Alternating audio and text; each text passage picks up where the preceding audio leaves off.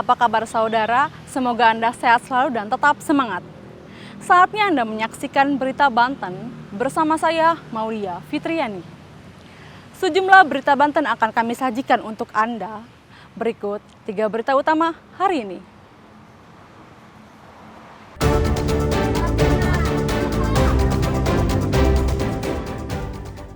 Miris, 3 tahun siswa SDN Bojen 2 belajar di teras.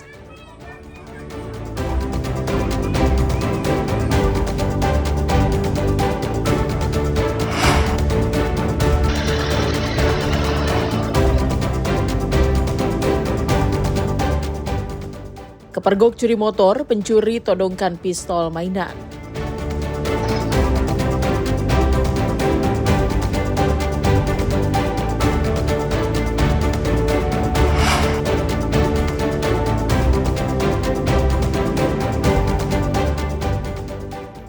Ancam karyawan pabrik, anggota LSM di Serang ditangkap polisi.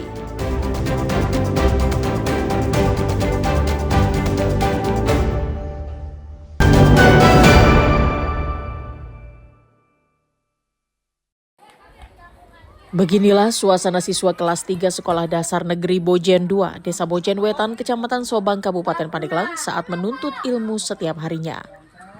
Mereka belajar di selasar ruangan atau di luar kelas tanpa meja dan kursi layaknya siswa lainnya. Bahkan tidak jarang para siswa menulis di punggung temannya. Hal tersebut sudah berlangsung 3 tahun. Kondisi ini karena sekolah kekurangan ruang kelas dan tidak ada meja dan kursi.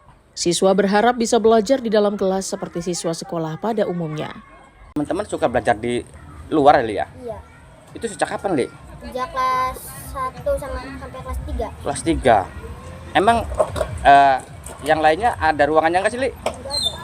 Kurang. Iya, kurang. Nah terus, Li, di saat belajar sama teman-teman di luar, perasaan Ali gimana, Li? Enak kan? Nggak enak. Kenapa nggak enaknya? Kalau hujan itu kehujanan. Oh gitu ya. Terus kalau nulis susah nggak nulisnya? Susah. Kenapa? Nggak ada bangku. Tidak hanya siswa kelas 3, siswa kelas 1 dan 2 juga tidak memiliki ruang kelas sehingga mereka belajar secara bergantian. Ya, SD Bojen 2 ini siswa banyak, 200 lebih, Pak. Tetapi RKB, ruang kelas itu masih kurang. Kurangnya itu 3 kelas. Kurangnya 3 kelas yaitu kelas 1 masih di SIP, kelas 1, kelas 2, kelas 3 itu di SIP siang. Sehingga saya sangat riskan kalau musim hujan, Pak, karena siswa ini yang kelas siang itu kalau belajar pagi itu di luar, Pak, di teras sekolah. Maka dari itu kami dari Kepala SD Bojen 2 mudah-mudahan memohon kepada dinas terkait, terutama Dinas Pendidikan, mudah-mudahan untuk merealisasikan secepatnya untuk pembangunan RKB. Pihak sekolah maupun para siswa berharap agar pemerintah Kabupaten Pandeglang segera merealisasikan pembangunan ruang kelas baru agar para siswa belajar dengan nyaman. Ariel Maranus dan Septiana Wahyudi melaporkan dari Kabupaten Pandeglang. Polresta Bandara Soekarno-Hatta Tangerang terus melakukan razia aksi premanisme di lingkungan wilayah Bandara Soekarno-Hatta. Razia yang dilakukan secara serentak ini mulai dari kawasan parkir liar hingga terminal dan kawasan kargo. Dalam razia tersebut, petugas menangkap belasan preman yang biasa menawarkan jasa secara paksa kendaraan rental. Bahkan salah satu calo di terminal Bandara Soekarno-Hatta ditangkap dalam kondisi mabuk usai mengkonsumsi sabu-sabu. Dari tangan pelaku, polisi menyita sisa narkoba sebanyak 0,19 gram dan alat hisap. Salah satu preman yang diamankan mengaku dalam sehari bisa mendapatkan uang antara 100 hingga 200 ribu rupiah sekali memaksa membantu penumpang. Check-in atau taksi? Nggak taksi, Pak. Kalau dia pas betul-betul check-in aja, Pak. Apa deh?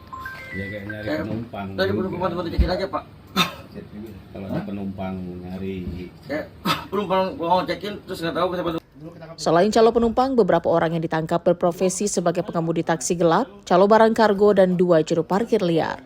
Kita telah berhasil mengamankan beberapa orang ya, yang diduga kemudian berpotensi ya, melakukan tindak pidana. Ya. Antara lain ada 16 orang ya, yang kemudian berprofesi sebagai supir taksi gelap dan juga kemudian calo penumpang yang baik untuk check-in maupun calo untuk mencari penumpang yang akan menggunakan taksi gelap ini.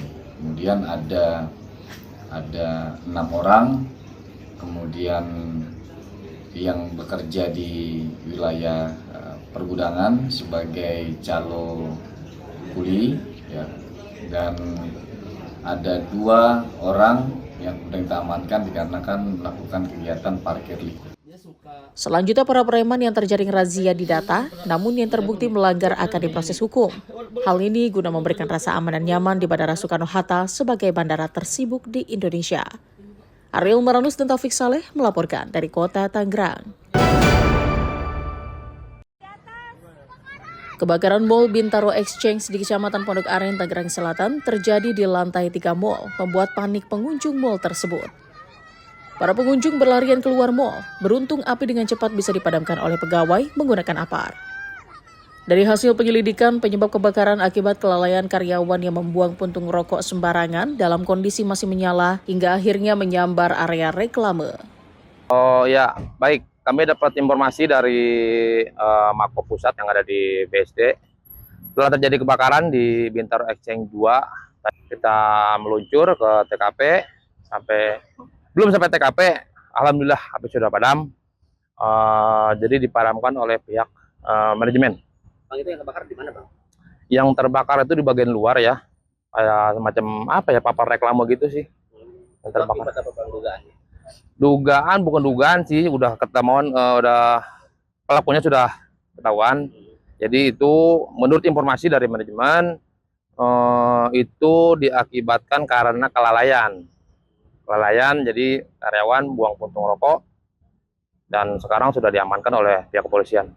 Saat ini lokasi kebakaran sudah terpasang garis polisi dan dalam penanganan Polsek Pondok Aren. Ariel Maranus dan Syabudinatar melaporkan dari Tangerang Selatan.